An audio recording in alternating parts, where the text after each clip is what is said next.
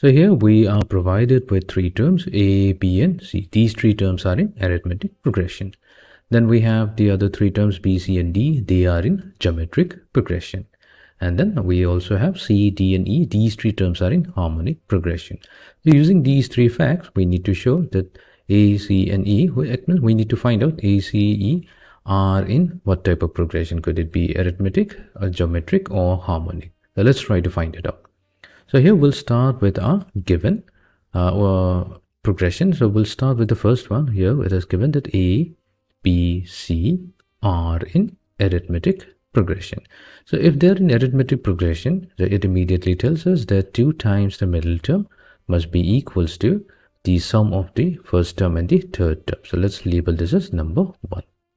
Then we are given the condition that B, C, and D, these three terms are in geometric progression. If they are in geometric progression, then the square of the middle term must be equals to the product of the first and the third term.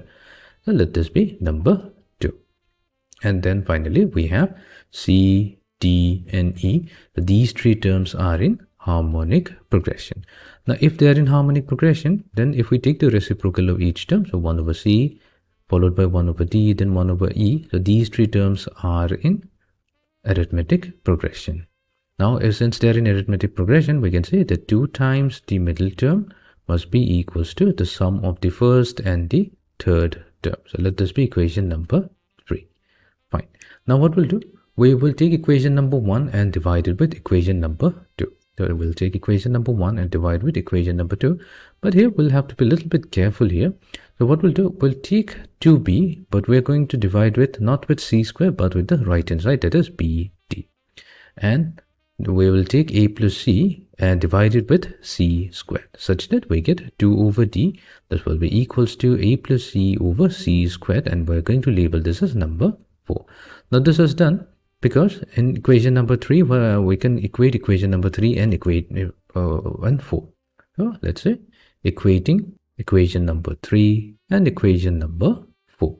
So that's going to give us, so we have a plus c over c squared. So that's equation number 4. And then this will be equals to 1 over c plus 1 over e. Right. So we have a plus c divided by c squared equals to c plus e divided by c times e. Further simplification is going to give us a plus c divided by c equals to c plus e divided by e. So what we've done, we have multiplied both sides with c. Now we are going to cross multiply. So we have a plus c multiplied to e. This will be equals to c plus e multiplied to c. So we have a times c, so that's ae, plus c times c, that's ce. This was equals to c times c, that's c squared, plus e times c, that's e times c. So here we can cancel out ce from both sides, and this is going to leave us with ae equals to c squared, or simply c squared equals to ae. So whenever this particular criterion is met, we can say that a, c, e are in geometric progression. So that means, in fact, a, c, e are in geometric progression.